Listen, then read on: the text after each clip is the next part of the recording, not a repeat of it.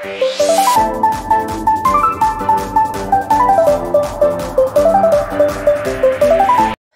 সকাল বন্ধুরা, কেমন আছো তোমরা? আশা করি সবাই খুব ভালো আছো।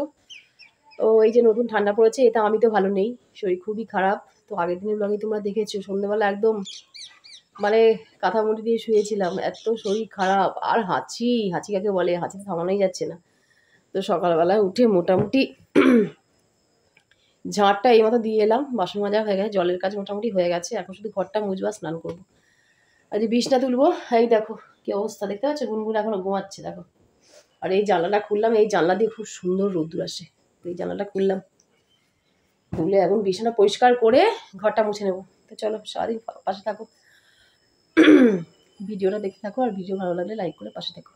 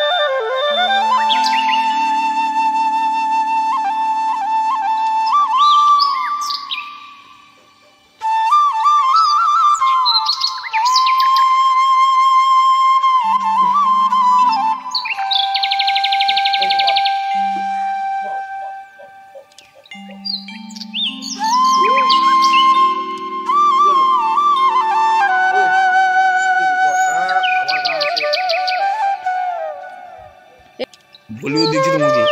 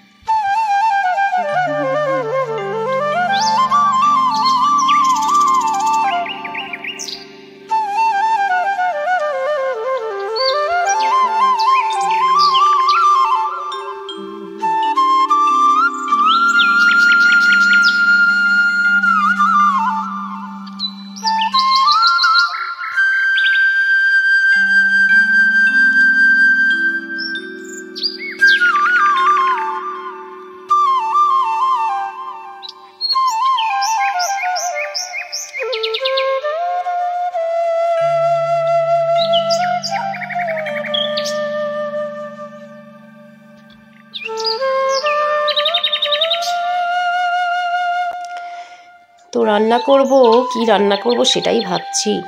তোমাদের দাদাভাই আগের দিন যে বাজার করে এনেছিল না, বেগুন, তারপরে বাঁধাকপি, ফুলকপি, তো সেগুলো আমি এখন মানে যেটা রান্না করব সেটা আর কি বার করে নিয়েছি। আর ওইখানটা বসে আমি কাটবো। ওখানটায় না বসে কাটলে না আমার একদম মানে খুব অসুবিধা হয়, কারণ ওখানটা একটু আলো আসে তো, আর দেখতে পাই ভালো মতন। কারণ ফুলকপির মধ্যে যদি পোকা টোকা থাকে তো দেখতে পাবো। তো ফুলকপি 4টে এনেছিল, তার মধ্যে থেকে একটা আমি নিলাম। আর কাটবো, এখন রেখে দিয়েছি। এদিকে যেহেতু ডাক পড়েছে, আমি একদম চলে এসেছি, দেখো, কারণ এখন আমি চা খাবো এখানে। আর এই দেখো, মাও কিন্তু আনাজপাতি কাটাকুটি করছে, আর দিদিভাই চা খাওয়া অলরেডি শুরু করে দিয়েছে। আমারটা আছে, তো মা বললো যে গামলি করে জল এনে দাও, আনাজগুলো কেটে রাখবো, তো তার জন্য আমি জলটা আনতে গেলাম। আর মা হচ্ছে আনাজগুলো কাটবে, কেটে রাখবে। মাসমণি একটু বেরিয়েছে, এসে রান্না করবে। মা আর মাসমণি এদিকে তো একই সংসার, রান্নাবান্না চলে, আর এখান থেকেই তরকারি পাঠায় আমাকে। তো চলো চাটা আগে খেয়ে নিই, তারপর আবার তোমার সঙ্গে গল্প হচ্ছে। এই দেখো, এটা আমার চা। তো চাটা গরমই আছে, আমি ভাবলাম হয়তো ঠান্ডা হয়ে গেছে এদিক ওদিক করতে করতে। তো দেখো, মা এখন ফুলকপি নিয়ে বসে পড়েছে, আলু ফুলকপির তরকারি হবে। তো ফুলকপি কাটবে, আলু কাটবে, জোগাড়জান্তি করে রাখবে। আর এদিকে আবার দেখো আমিও ফুলকপি রান্না করব, মায়ের দেখা দেখি আমিও রান্না করব। আসলে বন্ধু তোমাদেরকে এমনি বললাম, দেখা দেখি না, একটু আগে তোমাদেরকে দেখালাম ফুলকপিটা আমিও কিন্তু বার করেছি রান্না করব বলে।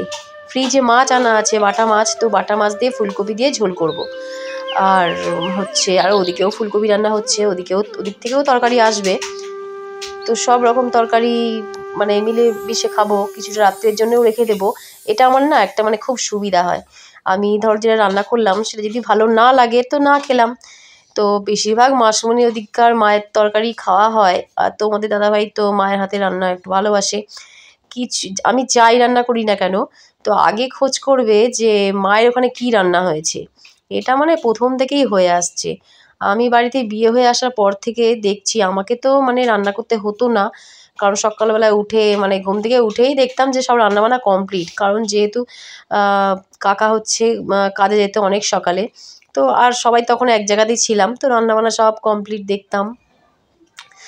এর জন্য আমি সেরকমভাবে মানে রান্না শিখিও নি। তো এখন ওই একটু আধটু রান্না করতে করতে সব রকম আর কি শেখা হয়েছে। আর রান্না তো শিখতেই হবে, মানে একবারে রান্না আমি পারি না এটা বললেও একবারে বেকার কথা হবে। আর এখন ফোনের যুগ, তো রান্না পারি না বলাটা একদম বেকার। আর আমাদের সময় কিন্তু আমরা কিন্তু ফোন হাতে পাইনি, যখন আমার বিয়ে হয়েছে তখনও কিন্তু মানে ফোন হাতে পাইনি। ফোন পেয়েছি অনেক পরে, অনেক বছর পর। তো যাই হোক চলো, মোটামুটি শ্বশুরবাড়িতে এসেই আমি সমস্ত রান্না শিখেছি। আর এখন কি রান্না করব বলো তো বন্ধুরা, সর্ষে বাটছি, বুঝতে পারছো তো। পটলগুলো যেগুলো দেখলে না ভিজিয়ে রেখেছিলাম, পটলগুলো পুরো টাটকা ছিল। তো রাখতে রাখতে মানে একটু শুকিয়ে শুকিয়ে গেছে, তো আগে একটু জলে ভিজিয়ে রাখলাম টাটকা করার জন্যে। তো যাই হোক, যা টাটকা হয়েছে হয়েছে, না হয়েছে ওটাকে এখন কেটে নেব। তো পটল দিয়ে আর হচ্ছে কাঁচা টমেটো দিয়ে পটলের ঝাল করব, তাহলে একটু টকটক হবে। আর ধনে পাতাও আছে, ধনে পাতা দিয়ে দেবো, তো খুব সুন্দর একটা টেস্ট হয়। তো এটা আমরা খুব ভালো খাই, তো সেটাই রান্না করে নেব। ওর জন্য আমি এখন এই সর্ষেটা বেটে নিচ্ছি। তো ওদিকেও পাঠাবো, যাই রান্না করি না কেন, মাছের ঝোল আর পটলের ঝাল দু রকমই পাঠাবো ওদিকে। তো একটু তাড়াতাড়ি হলে ভালো হয় রান্নাটা, কিন্তু আমার রান্না আজকে এত ঝামেলার, মনে হচ্ছে না তাড়াতাড়ি হয়ে উঠবে বলে।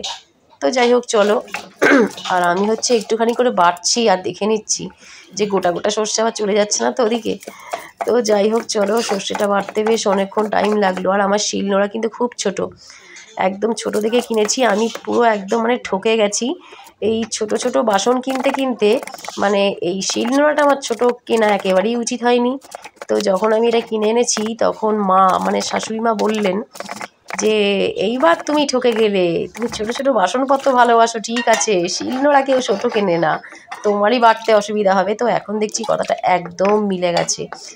তো এখন সত্যি আমার বাটাবুটি করতে এত কষ্ট হয়। তো যাই হোক, তবু এটাতে মানে অভ্যাস হয়ে গেছে, এটাতেই যেন আমার সুবিধা হয়। তো সেটা আমি কাউকে বলে বুঝিয়ে উঠতে পারি না, সবাই একটু প্রথমেই আমার শিলনোড়াটাকে দেখে একটু চমকে যায়। তো যাই হোক, সেসব কথা ছাড়ো, এখন আমার মাছের ঝোল দেখো হয়ে গেছে তোমাদের সঙ্গে বক বক করতে করতে। তো একটু ধনেপাতা দিয়ে দেবো উপরে ছড়িয়ে, তাহলে এই সময় না যে কোনো তরকারিতে একটু ধনেপাতা না দিলে একদম ভালো লাগে না। তো তোমাদের দাদাভাই খেতে চায় না, জোর করে বলে বলে আমি আনিয়েছি যে ধনেপাতা তোমাকে আনতেই হবে, কারণ এই পটলের ঝালে একটু দিতেই হবে। তো দেখো পটলের ঝালটা দেখতে কেমন হয়েছে বলো তো বন্ধুরা, তোমাদের কি জিভে জল আসছে কমেন্টে জানিও। আর এরকমভাবে কাঁচা টমেটো দিয়ে সর্ষে বাটা দিয়ে পটলের ঝাল যদি খাও তো দারুণ লাগবে। আর সন্ধেবেলায় গুনগুন এই ভুল বললাম, সন্ধে না, এখন আসলে দুপুরবেলা, আসলে সব দরজা জানলা এমন বন্ধ, আমি ভাবছি মানে সন্ধেবেলা। তো গুনগুনকে ওষুধ খাওয়াবো, গুনগুনে তো ঠান্ডা লেগেছে, তার সঙ্গে আমারও, আমি নিজেও খেতে চাই না। তো যাই হোক গুনগুনকে খাইয়ে দিয়েছি, এবার আমার ওষুধ খাওয়া নিয়ে ঝামেলা হবে। দেখো তোমাদের দাদাভাই এমন চিল্লাবে যে তুমি আরে কাশির সিরাপ খাও। আর এই কাশির সিরাপ খেতে গিয়ে আমার একদম মানে পেটের ভাত পুরো একদম বেরিয়ে আসার মতন অবস্থা হয়। তো যাই হোক চিল্লানোর চোটে আমি খেয়ে নিলাম। তো এর জন্য এই কথাগুলো এখানে আমি সাউন্ডটা অফ করে দিয়েছি, কারণ ওই চিল্লানো তোমরা শুনলে ভয় পেয়ে যাবে। তো চিল্লানোটা শুধু আমিই শুনি, তোমাদেরকে আর শুনতে হবে না। তো যাই হোক চলো, অনেক আর গুনগুনে আনন্দ দেখো, বলেছি না আমি কাশির সিরাপ খাবো না, তোমাদের দাদাভাই চিল্লাচ্ছে, তো আমি বাধ্য হয়ে খেয়ে নিলাম। তো কি আর বলবো। আর দুপুরবেলা একটু বৃষ্টি এসছে, তো জামা প্যান্টগুলো সব তুলে নিয়ে এলাম, তুলে নিয়ে এসে ঘরের মধ্যে দিয়ে দিলাম মেলে। এইটা তো আমার একদম মানে এত সুন্দর একটা মানে প্রসেস যে বলার কথা নেই। ঘরে এখন কেউ ঢুকলে সবাই ভাববে মনে হয় আমি জামা কাপড় কাচ্ছি বসে। তো যাই হোক চলো, এখানেই শুকিয়ে যাবে। আর হচ্ছে সন্ধ্যাবেলায় গুনগুন দেখো কি করছে, দেখতে পেলে? সন্ধ্যাবেলা হচ্ছে এই যে পুতুলটাকে তৈরি করছে। পুতুলটা এখন সেই আমরা তত্ত্বে সেই ক্যাডবেরি দিয়ে পুতুল তৈরি করছিলাম, তোমরা দেখেছো, তোমাদেরকেও দেখিয়েছি। আর যারা যারা দেখোনি তারা শিগগিরই গিয়ে সেই সব বিয়ের ব্লগগুলো দেখে ফেলো, একদম দেরি করো না। তো সেইটা দেখে গুনগুনের এখন শখ হয়েছে। একটা পুতুল ছিল, সেটাকে জামা টামা খুলে একদম সেই পিচবোর্ড লাগিয়ে ওই রকমই তৈরি করে নিয়েছে। আর দোকান থেকে গিয়ে এখন কাগজ কিনে নিয়ে এলো। তো ফোন দেখেই যে কী করে কাগজের পুতুল লাগিয়ে তৈরি করবে, তো সেটাকে কেটে কেটে দেখো আমার চাঁদমালার আঠা নিয়ে একদম মানে শেষ করতে বসে গেছে ও। তো যাই হোক, জিনিসটা দেখতে ভালো হচ্ছে। আর তারপরে আবার কমপ্লিট যখন হবে দেখাবো, এখন কবে কমপ্লিট হবে জানি না বন্ধুরা। ও যা একটু একটু করে ধীর গতিতে কাজ করছে। আর তারপরে হচ্ছে এত খাটাখাটনি করছে, ভাবলাম একটু চাউমিন খাইয়ে দিই করে। আর হচ্ছে আসলে কথা বলতে খুব কষ্ট হচ্ছে, গলা তো পুরো বসে আছে না, কথা সাউন্ড শুনে তোমরা বুঝতেই পারছো। আর আমার চাউটার মধ্যে আমি কোনো চানাচুর নিইনি, কারণ দাঁতের অবস্থা খুব খারাপ। আর হচ্ছে রাত্রেবেলা দেখো, রাতের খাবারে আজকে চিলি চিকেনটা ছিল ফ্রিজে, সেটাকে বার করে দিল মাসুমি, বার করে গরমও করে দিল। তো আর গুনগুন কীভাবে তাকাচ্ছে দেখো, মনে হয় মাংস 2 পিস কম পড়ে গেছে। যাই হোক বন্ধুরা, মজা করছিলাম। আর তোমাদের দাদাভাই এখন ফোন দেখছে, একটু পরে বসবে খেতে, আগে এদের দুজনের ঝামেলা মিটিয়ে নিলাম। আসলে সব সময়তেই তো এদের ঝামেলা হয় না, এদের দুজনের ঝামেলাটা আসলে আগে আমি পুইয়ে নিলাম। আর আমরা খাবো হচ্ছে মাছের ঝোল, সেই পটলের ঝাল সব রেখে দিয়েছিলাম, এটা দিয়ে তো আমি ভাত খাবো, পটলের ঝাল তো আমি খাবোই। তো চলো আজকে তোমাদের সঙ্গে এইটুকুই, দেখা হবে আবার নতুন ভিডিও। সবাইকে টাটা।